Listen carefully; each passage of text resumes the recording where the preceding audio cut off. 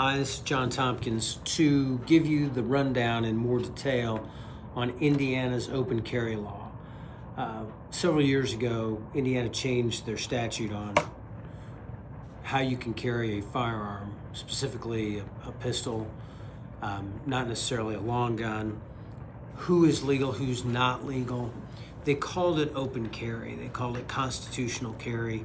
There was a lot of political messaging trying to make it sound like this was a panacea and everybody could carry anytime they wanted, anywhere they went. And in some important ways, it did make it easier to purchase firearms, and it did do away with the requirement for a license to carry a firearm. So if you are a proper person, and that's a term of art, a proper person, you do not need a permit any longer in Indiana to carry. If you have one, that's great. But conversely, even if you have a permit, if you are not a proper person under the new law, you cannot carry. So everybody who had a lifetime permit before the new law, but falls within the category, a category that is not a proper person, even that permit doesn't allow you to carry in Indiana. If you're a proper person, you don't need the permit at all. So what is a proper person? Well, as will happen in the legislature, it kind of got reversed. They said, what's an improper person? And everybody else is a proper person. So what are some of the categories? They're pretty simple, but I'm going to go down a list just to make sure everybody gets all the things that make you an improper person. So if any of the following are true for you, you're not allowed to carry in Indiana, whether you have a permit or not. If you have been convicted in the last 5 years of stalking, domestic violence, or domestic battery, if you have been convicted in the last 15 years of any felony offense, any felony at all, that's a level 6, lowest level felony, all the way up to murder.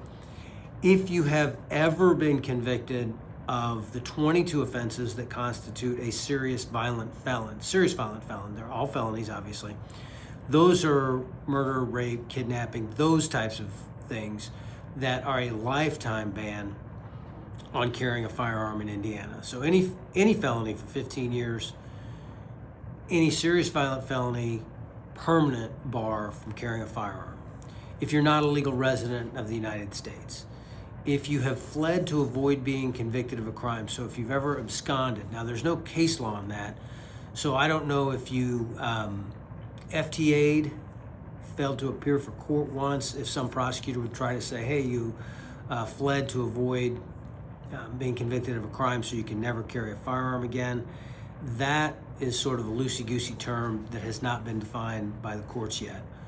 Or if you have been compelled to give testimony in a criminal case. So if you tried to assert your Fifth Amendment privilege or a marital privilege and the prosecutor's office had to go in and get a court to order you to testify, then you can no longer carry a firearm in Indiana. Not sure what the connection is there, but that's one of the restrictions that they created at the legislature, giving prosecutors a really heavy-handed tool to compel people to testify. If you have an order of protection against you, so any protective order against you, and there are two types in Indiana. There's a civil protective order, and there is a no contact order that criminal courts will issue.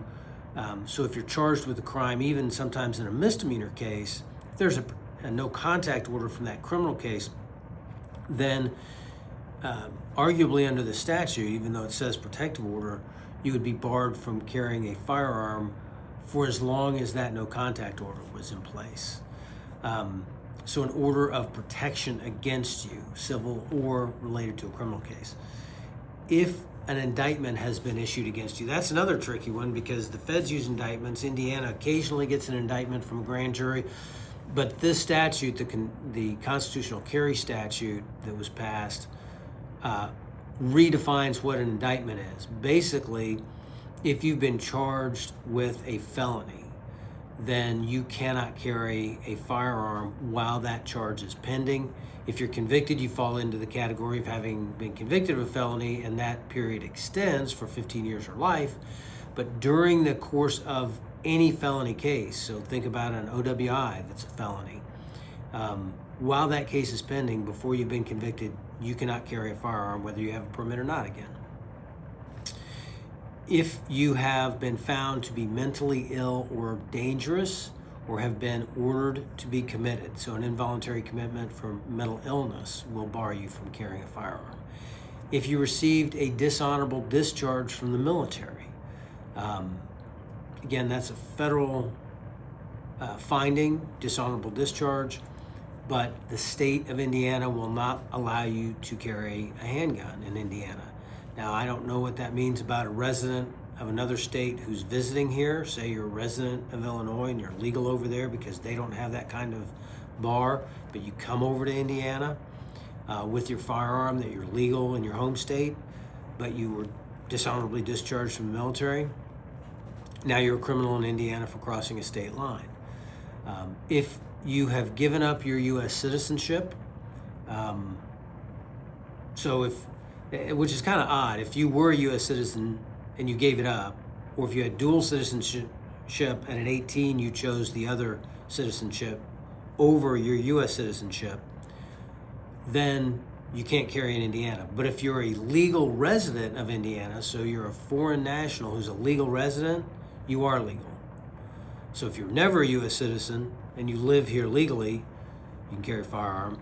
But if you were a U.S. citizen, you've never been convicted of a felony, but you opted to give up your citizenship, you can't carry a firearm.